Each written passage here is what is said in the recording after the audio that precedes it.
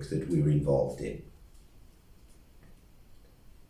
One of the common themes through the conversations that we have with clients, with friends, is I don't have time to think about my relationship with time. And the irony does not escape us, because until you rethink your relationship with time, you will not control it.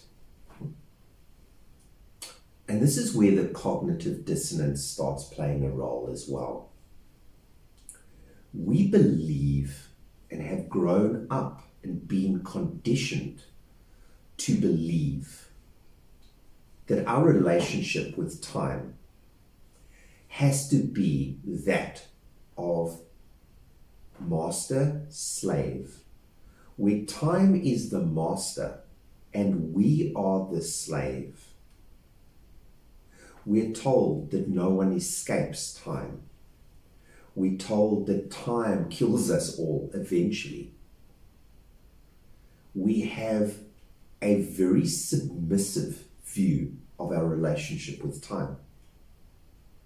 We are conditioned from an early age. We spoke about the education system that is structured in a way that you're slaves to a bell or a siren or a whistle, that there is a sound like Pavlov's dog that is given, and it tells you when you're going to have food, when you're going to have to work, when you're going to be a slave, when you're going to be free.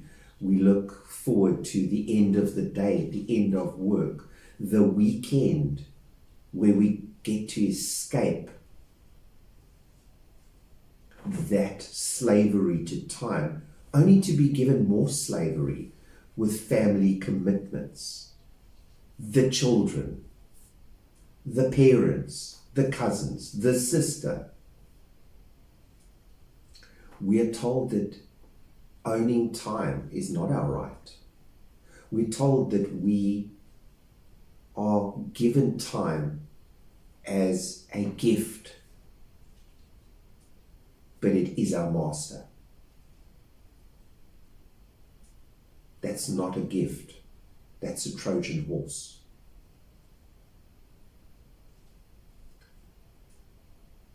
We are often presented in our engagement with people that we consult to with statements like, "Oh, but you don't understand. My career does not allow me to control time. My family commitments are such that I can't control time. My kids have many activities at school that demand my time. I don't have time," remains that acknowledgement of the slavery to the clock. And yet, if we step back and we really ask ourselves, that commitment to name the activity being used as a reason for you not taking control, is it really a reason, or is it an excuse to escape the discomfort, the cognitive dissonance that it takes to reflect? One of the first exercises that I always give a client that is struggling to control their time is to allocate time to the most important person in their lives. That is generally their children, or their significant other, or another family member. I've yet to meet a person who first off chooses to allocate time to themselves. And yet you are the common denominator in every relationship that involves the passage of time. You are the most important person in the equation, and yet we choose to give our life force, which is measured in time, away, believing that other people have more right to it than we. And we are told that it is selfish to want to spend time with ourselves. We have been conditioned to give away that most precious thing that we own without asking ourselves the question, is this a waste of time? Am I spending it? Or am I investing my time in this activity? And we will, at a later point in the book and in the series of little videos, we will delve deeper into that subject of spending, investing, and wasting time. My challenge to you at this point is to ask yourself, can I really afford not to control my time? What does my life look like in 5 or 10 years' time if I don't take control of it now? Does it look the same? Is it the same cycle of going to work, coming home, spending the limited time you have available, with your children, with your partner, with those who you value? Does your life look the same in 10 years? Or does it look richer, fuller? Are you more than you were today? If you don't change the way you manage your time and live your life, your 10-year from now self is going to be the same as your now self, just older. Maybe less time left, definitely. It is worth challenging the assumptions. It is worth challenging those reasons, those excuses masquerading as reasons, and evaluating your relationship with yourself, with others, with time. Take back little bits. You do not need to turn your life upside down to take control. In our course of work, we get to deal with both senior people and very junior people in organizations.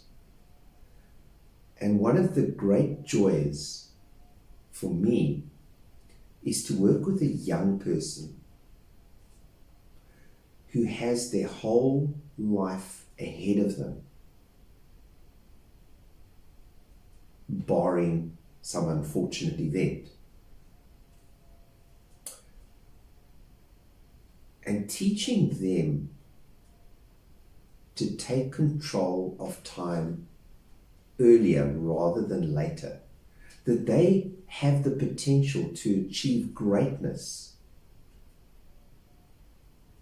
and that journey starts the sooner they are able to direct time. And one of the first things that I'm told by these young people is, I have to insert the blank. I have to do as the boss says. I have to do this task the way it's being done. I've been told this is the way things should be done. I have to work late to finish my work. And through a process of challenging assumptions, with a young and moldable brain, because as we get older, we get more stubborn, and we need to challenge that tendency in ourselves, that stubbornness that is less apparent in the young people.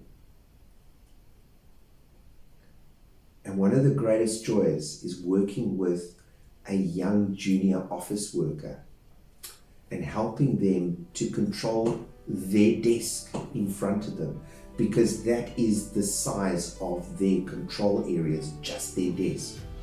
They can control the flow of work on that small area.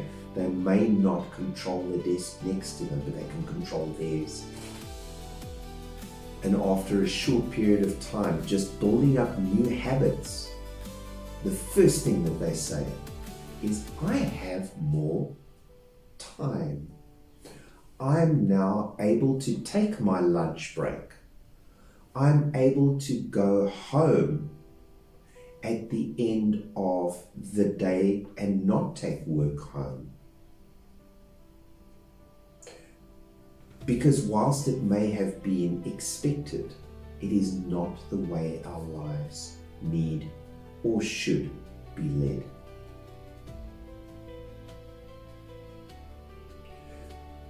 So my challenge to you is challenge the excuses. Challenge every reason that you can't start today taking back time. You don't need to take back a day at a time. Start with 15 minutes, 30 minutes. We will at a later stage talk about firing the time wasters, because there are things in your life which are stealing your time and not giving you value. Start there. You don't have to be on Facebook 4 hours a day. You don't have to respond to every message that comes through on your phone.